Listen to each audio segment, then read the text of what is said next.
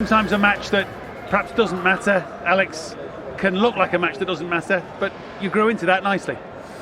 Yeah, that was one of the main things that the manager said, and as a group we wanted to come out here tonight, approach it properly, professionally, and we want to win the game. It's important to keep standards up, especially off the back of the weekend with a good performance. We wanted to put in another one today.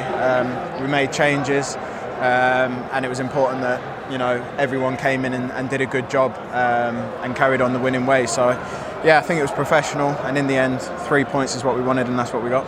How important is it perhaps for both of you to get a number of games in succession? Yeah, I think I don't know, do you want me to answer that? I think it's, you want to play as much as you can, and games in successions where the rhythm comes from, the fitness comes from, and you grow into things. So for me personally, it's great. T coming back from injury, I'm sure he'd say the same thing. But no, it's been really good having him back. I think tonight was important as well with young Tyler, having Thiago and myself with a bit of experience help him along, and I thought he did really well. But no, it's good to see this man back, and yeah, runs in the team is what you want. Thiago, have you scored a prettier goal than that? I think, yeah. What? I think, yeah. But that's all right at the end, at the end was, I'm really glad and happy for the goal. In a moment for me, for myself, that it's also important because, as Ox said, just coming back from an injury and just trying to raise even more the confidence. So, but as I said, the most important goal is important for the team, but how the team played, how we create our chances, how we defend. So we are happy with the young guys and also with the experienced guys. Yeah, but you've been playing a long time. You've had some big moments in your career, but does it still give you joy, personal joy, when you hit the ball that sweet? Sure, I think for each player, we have joy when we touch a ball, and we know that when we touch it, we did a nice pass or a nice shot, and fortunately it was goal. Yeah. You taught him the word swaz. Does he know the... Swaz? No, I don't know what it means. I'll teach you another day. Okay. Spin, kind of. A spin, okay. It's the way you hit the ball with a bit of swaz on it. I think he's one of the best in our team hitting the ball, maybe the best hitting the ball with string, and we just have to learn every day from him. Doesn't look as pretty as that all the time, though, unfortunately. There's some good competition for ball strikers in this team. So, listen, job done obviously here, back to winning ways, and now a little trip to Milan to finish the job. They've won tonight, so they've got plenty to play for. Yeah, it's another game for us. It would be good to go through with all wins. That would be really, really impressive and good to take on into the competition. And it's a great place to go and play football. Every single one of us would, dreams of playing at the San Siro and in Champions League nights away at Milan. So that's what we're here to do. Despite the position in the table, I feel like we're going to approach the game in the right way. If we make changes, it's a good opportunity for boys to get minutes in the legs and put on a good show. For what it's worth, in my humble opinion, you both played great, but perhaps for the goal, Thiago gets player of the match. Oh, thank you. Well done, mate. Thank you both. Thank you, my bro. Cheers, well guys. Thank you. And it was a beautiful goal, wasn't it? We will look at it in a moment. But how important was tonight for those players to win that game? Because I'm assuming Klopp's going to be relying on his wider squad over the coming months, is he not, with the busy fixture list in December? Yeah, and then thinking further afield, January, African Cup of Nations, so you're losing another couple of players, maybe a few players there. So, yeah, he's going to have to rely on your squad. You inevitably have to do that. Liverpool's problem is if you lose 8 or 9 players. I think 15, 16 players are exceptional, as good as anything in the league. But I think last season, as we saw, when you get even more injuries and injuries to key players as well, that's when it's a problem. That's when the likes of Chelsea and Manchester City in the Premier League probably have more depth in their squad. But they're starting sort of, the group of 15, 16 are absolutely exceptional. 1 or 2 extras came in today, a couple of young lads as well. It was lovely to see, wasn't it? Which is great to see, and a great time to be able to do it. And they've earned that because, as I say, 4 wins out of 4 prior to tonight has enabled them to do that. And then it brings a smile on your face when you see the next generation of players, because they could be, 5, 6 years, they could be the mainstays in the team. And we're talking about the next generation coming through again. We'll have the perfect 2 in the studio here to talk us through that spectacular goal from Thiago. As Matt Smith said to him, there can't be any feeling that's sweeter than this, because that was a sensational goal, wasn't it? No, do you know what? It's one of those strikes that you could look at this from every angle and you could spend 10 minutes on it, because It was so pure. And I think it's the one from behind the goal. You see it. It's such a difficult skill to keep that down into the angle here. He's got players' bodies in the way for him to control this one, the technique, to keep that low, right as far in the corner as you can possibly go. It's just a delightful strike from such a wonderful technical player. You both hit a few like that in your time. No.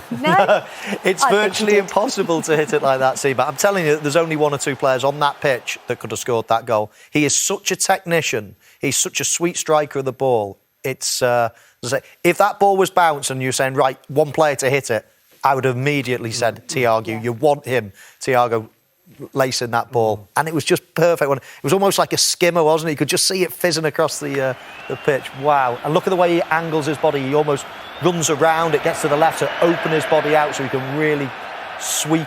Yeah, such a difficult technique. Oh. The amount of times you see that blazed over the crossbar from that angle. And it doesn't even look like he's trying to hit it too hard. It's just all about controlling the ball. And like you say, he's hit it with the outside of the foot to keep that, the backspin on it. It was delightful strike. How many times do you think he'll watch that back? He probably does it every day in training anyway. I mean, he's that type of player, isn't he? He's absolute total technician. He's a player's player, I think. When you see him in training, that type of player, I think the players that play alongside him probably appreciate him more than the stats will say or fans will give him credit for, things like that, because he's different. He is a real baller, isn't he? There's only a few that come you play alongside throughout your career, really. Someone that's just different to everyone else. Do you know what? It's similar to like a Luka Modric or something like that. I played with him at Tottenham. A player that won't get you, lots of goals a season. He's not going to make loads of tackles. In the stats, he's probably not as good as some of the others, but when you watch him as a footballer, you just know the talent and the ability he's got, the way he can dictate games. It is nice. It's beautiful to watch. It is beautiful to watch. Then Mo Salah doubled the lead. Great ball in initially from Tyler Morton. Yeah, Tyler just checking his shoulder there, you see, and a long sweeping ball. Defender will probably be disappointed he didn't cut it out, but after this, Salah does a little back heel, then a nice little bit of movement, then he doesn't touch it after that. Just a little sway of the body, sends the defender on his back, and then he sweeps it into the near post. The game is not complete at Anfield without a Mo Salah goal. Yeah, they don't cover themselves in glory, Porto, I have to say. I'm sure the defender looks like he's been shot. And then, but having said that, it was beautiful. What is he doing, the defender there? But, nice little swivel from Salah, great pass from Henderson, and that was game over, really, because you just didn't think that Porto were coming back from that. He is just a player that is full of confidence. He's at his peak right now, is he not? Yeah, he's in the perfect age. He's experienced. He came to Liverpool having done the hard yards, really, found his feet, struggled a bit at Chelsea, got let go, then started really developing his career in Italy. And then he's come as the finished project. So, he's going to break all kinds of records if he stays on this level. And he's so fit and strong. I can't see him really, taking a nosedive. He's still in his 20s. He's got years to go. He's one of those players as well, like Ronaldo and Messi, who never seem to get rested. Like tonight, for instance, perfect opportunity to rest them. But he wants to play every single minute. He wants to break records. He's got that about him, and it's amazing.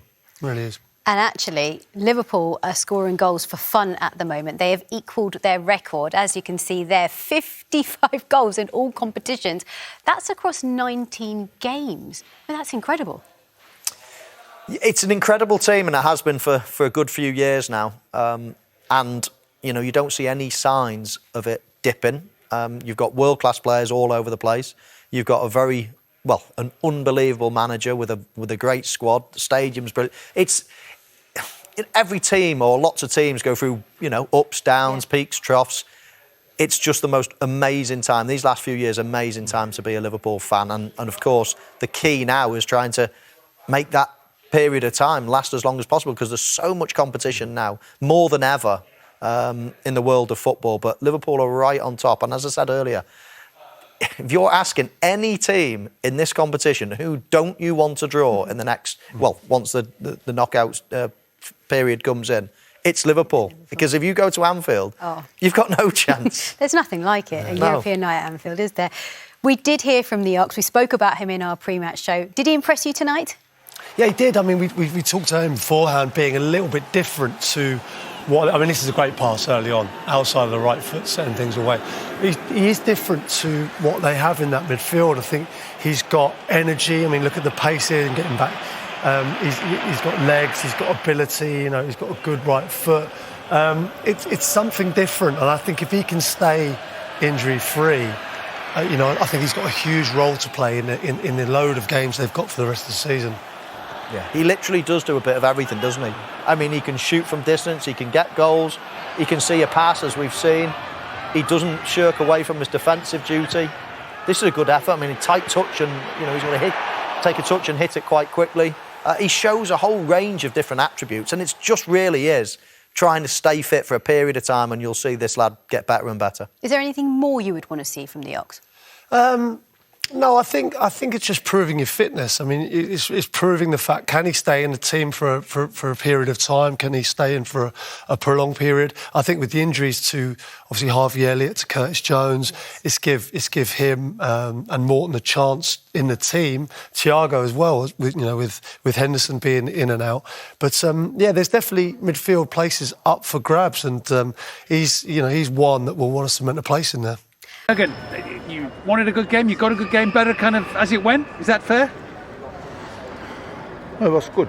It was good. We could have done better. We could have been more calm in the first half, especially in our potentially goal-scoring situations where we were a bit hectic, which is not unusual when you put a team together which is not played not together now all the time. But you can see in this situation as well the desire of the boys to win the game. I think where some people might have thought that we play only a little bit how can you say that? An easy game or something like that, but we were not here for that. Anfield is sold out means we won a goal. And that's what the boys did. We won the game, 2 exceptional goals, to be honest. Of course, especially Thiago's, wow. And so, all good. Yeah. Sometimes, like Saturday, it needs a strange moment to change the course of the game. Tonight was a lovely moment, huh? Yeah. Absolutely. So, as I said, it's so important. So many good things happened tonight, like performance-wise, individually. Players could get minutes, rhythm, confidence, all these kind of things. Nobody got hurt. We could bring the right players. Dr. Schlumberger, our rehab head of rehab, gave Millie 15 minutes. That's what he said. Imagine that. You go in the game and say, okay, Millie can play 15 minutes. So we gave him, I think, 12, 13. And that was good. Hendo could play.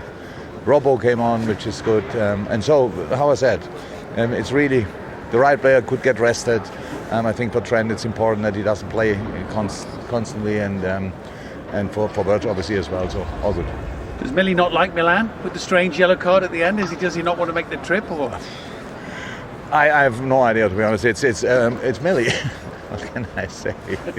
He's actually too old to criticize him for these kind of things, but it's he got a yellow card in that situation. It shows on one side, of course, that he obviously is, when he's on a pitch, he just forgets everything around, and but about the rest you have to ask himself. Yeah, and I imagine it's a night where a manager can learn things about individuals, about combinations. You can take things away and they'll learn about each other. Some of the younger players, some of the inexperienced players.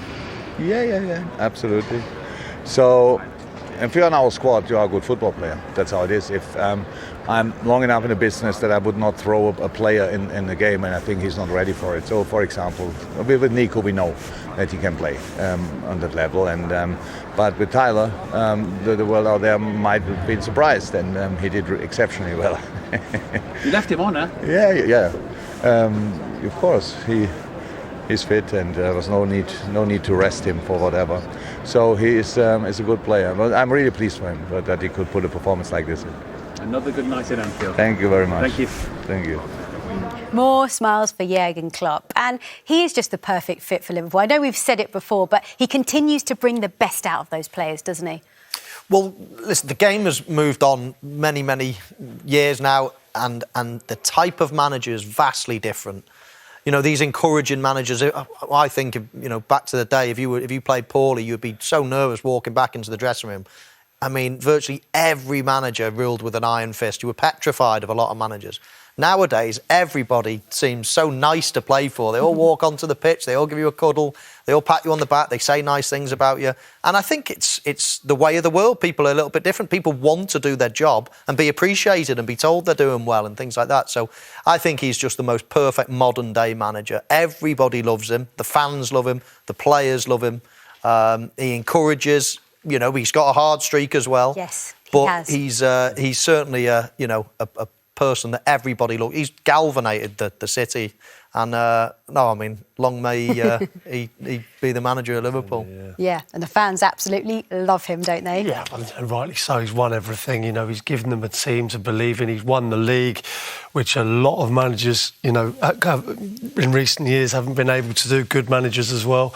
As Mo said there, he's galvanised the team. It's a young, hungry team, and he looks like.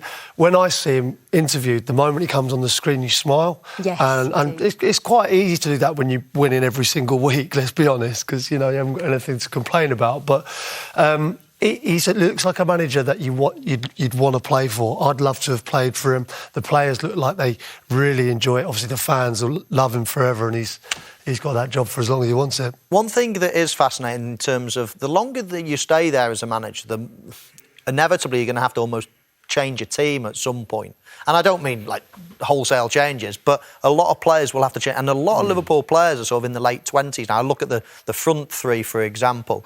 So in the next couple of seasons, it's going to be really important for Liverpool to start thinking ahead to the future as well and thinking, right, you've got a couple of youngsters coming in today, but you can't have everybody coming to the end at the same time. I know that's a long way off, but you've got to start planning now, and I think that'll be in Jurgen's mind as well, looking at the future. Well, moving forward, 11 teams have qualified now officially for the knockout stages. All of the English clubs in that mix. And Liverpool have a great chance of progressing far, as they have done in the past, 6 times in this competition. But out of the English teams, who do you think is going to travel the furthest? Obviously, that's a really easy question for you, Michael.